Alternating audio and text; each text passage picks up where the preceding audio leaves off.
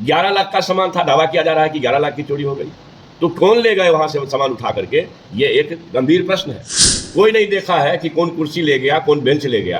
मेरा आरोप है कि भाजपा कार्यालय को चलाने वाले लोग यह सामान की चोरी किए हैं। जनता के गाड़ी कमाई के जो लुटा करके जिला स्तर पर जो अरबों अरब का बिल्डिंग बनाए हैं पूरा देश में।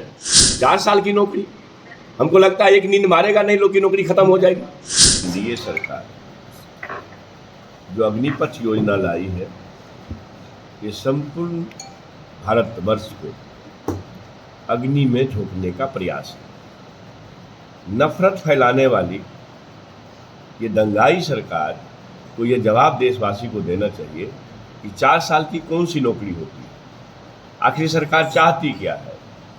जो युवा देश के भविष्य हैं, सीमा सरहद पर लड़ते हैं, हमारे आंतरिक मामलों में हमें सुरक्षित करते हैं, पैरामिलिट्री फोर्सेज हो, मिलिट्री फोर्सेज हो, गृह सेवा में लगे हुए सुरक्षा बल हो, तो अकूट मेहनत करके जो युवा एक सपना संवारते हैं कि हम देश के सरहद पर सीमा का सुरक्षा करेंगे, देशवासी सुरक्षित रहेंगे, उनके भविष्य को चौपट करने का यह प्रयास भाजपा शासित राज्य 2014 में आई। मोदी जी सरकार लाए हैं 2014 में। किसानों की आय दुगुनी होगी, प्रत्येक वर्ष 2 करोड़ युवाओं को, बेरोजगारों को रोजगार देंगे। 56 इंच का सीना है, देश की सुरक्षा में लगाएंगे। डोकलाम में चीन 2 गांव बसा लिया, पुल बना लिया, ये कहीं विषय नहीं बन रहा है। महंगाई चरम पर है, किस ढंग से महंगाई की मार लोग झेल रहा है। 100 के ऊपर जो है पेट्रोल है, 100 के आसपास डीजल है। इन तमाम चीज़ों से देश को भटकाने के लिए नफरत की आग में जलाने की यह कोशिश है जो हमारे युवा भविष्य है। 4 साल की कौन सी नौकरी, कौन सा अनुबंध दे रहे हैं आप, और ऊपर से मजाक कर रहे हैं कि हम आपको 22 लाख 23 लाख रुपया देंगे। 11 साल के 19 साल के नौकरी में जो बेनिफिट थे हमारे फौजियों को, रिटायरमेंट के बाद जो उसकी सुरक्षा थी, उसका कौन ख्याल करेगा। ये कौन सी सरकार है। तो मेरा स्पष्ट मानना है कि देश में युवाओं की संख्या 65 से 70% है, युवा देश है, और युवा का जो उद्देश्य है अपने भविष्य को सुरक्षित करने का, उस उद्देश्य को ये मारने का ये तरीका है। संपूर्ण देश को गुलामी की आग में झोंकने का ये तरीका है। 4 साल हम नौकरी करेंगे, 22 लाख 23 लाख रुपया मिलेगा। लगता है 4 साल की नौकरी में हमारी न माँ होगी बच्चों की, न पत्नी होंगे, न बच्चे होंगे, कोई खर्च ही नहीं होगा। तो 22 लाख 23 लाख के बदले भाजपा के लोग 46 लाख ले ले मंत्री जी लोग, और अपने पद से इस्तीफा दे करके जनता के हाथ में सत्ता सौंप दे, और आप अपने भविष्य को संवारिए, मजाक मत बनाइए।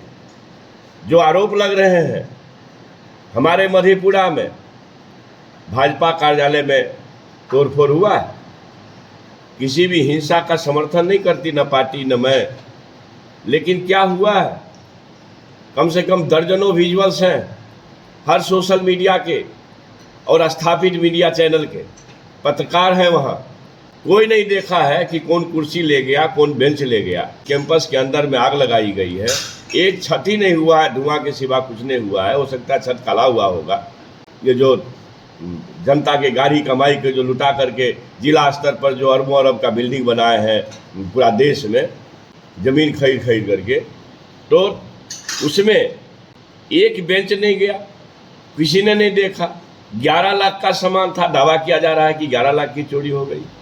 तो कौन ले गए वहाँ से सामान उठा करके, ये एक गंभीर प्रश्न है। इसलिए युवाओं को गंभीर मुकदमे में फंसाने की साजिश है। और मेरा स्पष्ट मानना है, मेरा आरोप है कि भाजपा कार्यालय को चलाने वाले लोग यह सामान की चोरी किए हैं। शासन को इसको देखना चाहिए, और फंसा रहे हमारे लोग। स्टेशन है, 5-6 डंडाधारी होमगार्ड के भरोसे, डंडाधारी पुलिस के भरोसे हमारा स्टेशन चल रहा है, जो अरबों की संपत्ति है। सैकड़ों यात्री वहाँ, हजारों यात्री रोज आते हैं, उनके सुरक्षा का मामला है।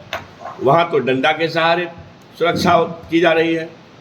और भाजपा कार्यालय में अर्धसैनिक बल, पारामिलिट्री फोर्सेज के ऑटोमेटिक गन से लैस जवान हैं। तो भाजपा शासित राज्याध्यक्षों से कहना चाहता हूँ, राष्ट्राध्यक्षों से कहना चाहता हूँ, आप मीडिया चैनल के माध्यम से, कि क्या आपके लिए भाजपा कार्यालय को बचाना ज़्यादा जरूरी है या देश के सबसे बड़े जो संस्था है रेल विभाग की अरबों की संपत्ति को बचाना आपका इशू है? नहीं। तो ये मानती है भारत की जनता कि इनको अपना भाजपा और भाजपा के कुनबे को बचाने की चिंता है, देश के संपत्ति की चिंता इनको नहीं है। अगर ऐसा रहता तो पारामिलिट्री फोर्सेज के बदले कई गुना ज़्यादा फोर्स वहाँ रहना चाहिए था सभी स्टेशनों पर।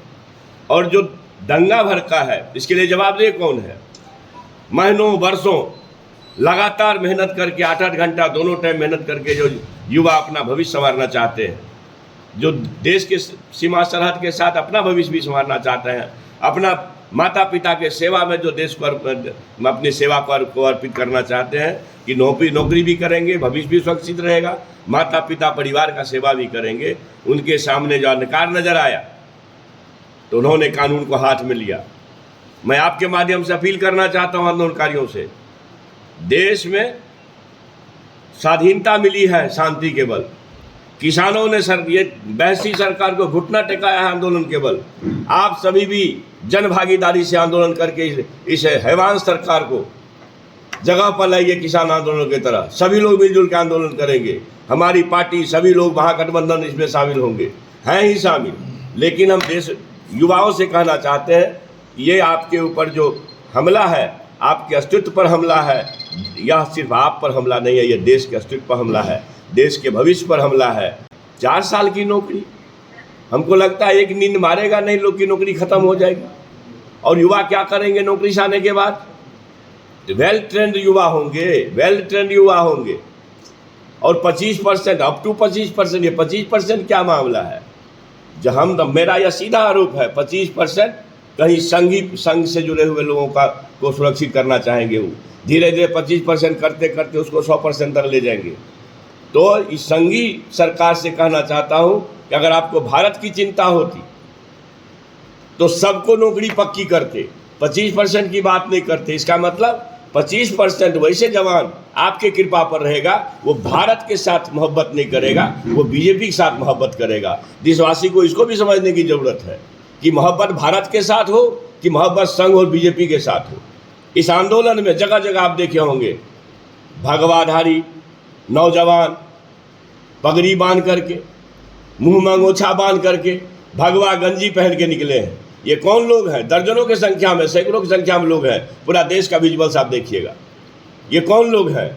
मेरा यह स्पष्ट मानना है कि ये भगवाधारी वही युवा है जो कल तक भाजपा के नफरत वाले मिशन में शामिल थे, और जब उनको लगा कि अपने जीवन का, अपने भविष्य पर के सामने जब खतरा महसूस हुआ तो वो सरकार के नीति के खिलाफ सड़क पर आंदोलन कर रहे हैं।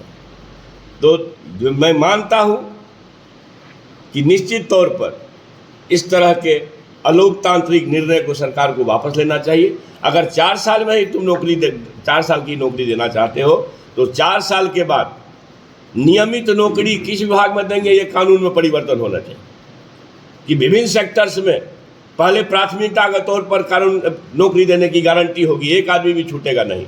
और वह नौकरी रेस्ट जो कम से कम 15 साल बचा है, 15 साल की नौकरी हो, 4 साल ये, और पहले जैसे 19 साल था तो 15 साल की ये नौकरी हो। और उसके भविष्य में पेंशन योजना को ख़त्म नहीं करना चाहिए।